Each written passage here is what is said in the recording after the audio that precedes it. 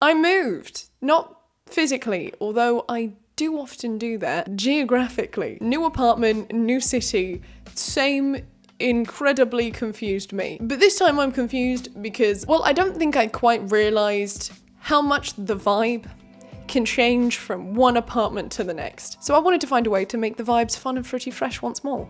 And that's when I remembered that interior designers exist, and so now we have a video. Here is a picture of my new living/dining room without any furniture from when we first moved in. It has incredibly high ceilings, wooden floors, and an incredible original fireplace with original tiles, which is incredible. It also has a beautiful bay window that lets in a load of light. I think the reason why I'm struggling to feel at home in this space, despite how beautiful it is because it's just so different from our previous apartment. We previously lived in the servants' quarters of a really old building. The ceilings were very low and the rooms were all quite irregularly shaped. It felt very homey and cozy in a way. It was more enclosed. Whereas this new apartment, it's very grand.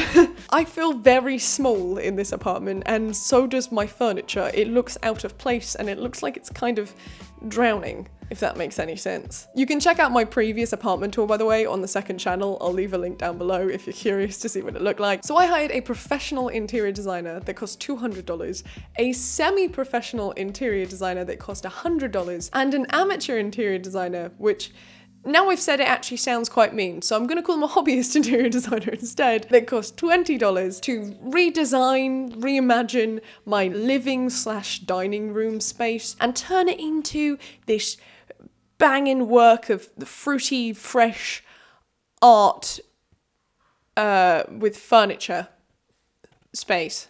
I don't know where I was going with that, but you understood. Right? Anyway, let's cut to an ad. If there's one thing you should never go raw into, it's the internet. And with the help of the sponsor of this part of today's video, NordVPN, you no longer have to. All you have to do is go to nordvpn.com/Ellbat and get a 2-year plan at a huge discount with 4 months for free. It's super easy to navigate, which means you can get connected and protected in just one click. They have over 5,000 servers in 59 countries, which is more countries than I can actually name, so you know it's a lot. You can find a server near you for better speed, or choose one in a faraway location to unlock content that's not available to you in your current geographical location. Streaming services like Netflix change what content you can have access to depending on where you are, so American Netflix is different to UK Netflix. But using NordVPN means you could access both if you're feeling fruity. And speaking of speed, not the drug, internet speed, NordVPN is the fastest VPN out there, and that's proven by speed tests. And I trust speed tests because they're tests of speed. And if you're a connoisseur of technological devices, you don't have to worry, because Nord has got you covered on up to 6 of those bad boys, and on every major platform like Windows, iOS, and even your Android TV. Plus, if you use my link down below to sign up to any of Nord's plans, you get a bonus 4 months for free. So what are you waiting for? Go to nordvpn.com/Ellbat, or if you don't fancy that, you can click the link in the description, or bonus third option, click the link in the pinned comment. I know, don't say I don't give you variety, because I am giving right now. And as a little bonus, when you support my sponsors, you are helping to directly support my cats in their growing scheme for global domination. So, thank you. Thank you very much to Nord for sponsoring this part of today's video, and now you can all go back to watching me sat in a slightly different location with different clothes. Bye! The way that this works is that I sent each designer a picture of my unfurnished living/dining room, a floor plan of the room so that they had the exact dimensions, as well as 10 inspo images of interior design styles that I like and think would work for the space. Essentially what happens is they create a digital picture of my living room with all the furniture that they think should be in it. All of the interior designers offered revisions if I didn't like what they had created, but to be honest, I really just wanted to see their visions at work, so I didn't really take them up on any of that. But I did specify that it needed to be a living and a dining room, and I didn't watch TV, and I didn't like benches. Everyone knows benches are uncomfortable. There's no back It sucks. For those of you that are blind and or visually impaired, I have left text descriptions of what my current living room looks like, as well as descriptions of all of the renders that all 3 interior designers did in the pinned comment. It's just below the lovely NordVPN ad link. I'm gonna rank each of the interior designers out of 10, and if you wanna play along, feel free to leave your ranking in the comments down below. Let me know your thoughts. I'd appreciate it, because I might end up implementing some of these if they're any good. First up is the $20 interior designer. I haven't actually seen any of these renders, so I'm quite excited for this. Oh wow, you know what, for $20, that's really impressive. Okay, the other angle that we've got here, I see the vision, but it is giving me hardcore hotel vibes. I do like the little dining area that they included. I think that's a cute little table. I think it's nice, and I do think that it is a very pretty room, and I think they followed my interior design style of Japandi really well. Now, I'm not going to criticize this too heavily because at the end of the day, I still think that this render is worth a lot more than $20. There is a lot of issues, however. I did specifically state to each designer that I could not change anything about the fundamentals of the house. So I couldn't paint the walls, I couldn't add new lighting fixtures, I couldn't touch the fireplace because it's a rental. And this designer has kind of, well, they've actually added in cladding to the ceiling. They have also replaced the fireplace with glass, which is an interesting idea, and wood as well. They've removed...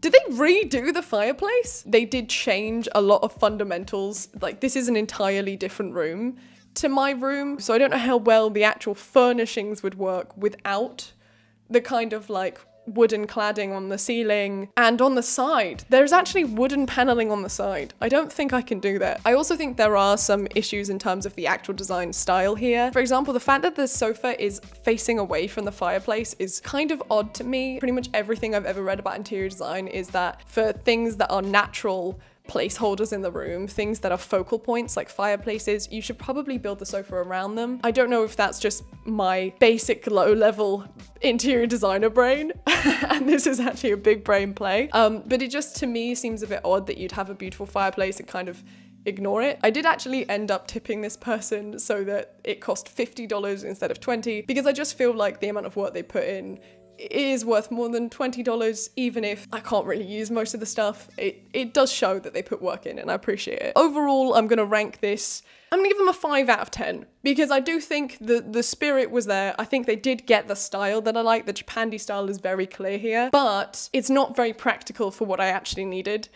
Given that, you know, the brief was rental friendly and they've taken an entire fireplace out. So 5 out of 10. Up next is the $100 interior designer who only has one render. So we only have one picture to look at here. Oh, okay. I love that sitting area. I really love that sofa. I love a curved sofa. Right off the bat, I think this is a much more accurate render of the room. Again, I think they have really done well on hitting the Japandi style that I like. There's a lot of wood, a lot of neutral tones, which I really enjoy. I'm a very simple person. I like neutrals.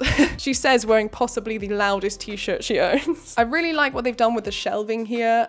It's just not really ideal for cats because every single thing on that shelf would be on the floor. Cats are menaces. They really are. I really like the chairs. I think those are really pretty. I don't know how comfortable they'd be, but I don't think that matters because they're fashionable, darling. The other thing that I thought was interesting about this designer is they did actually ask what kind of table I owned, and so I sent them a picture of my actual table, which they then put into the render, which is really cool. What's the bets that that sofa is like well out of my budget? Guarantee you, because everything I love ends up being ridiculously expensive, and I can't tell whether it's because I have expensive taste or whether it's because inflation. Everything's expensive. Update, so I found the sofa and it's £15,000.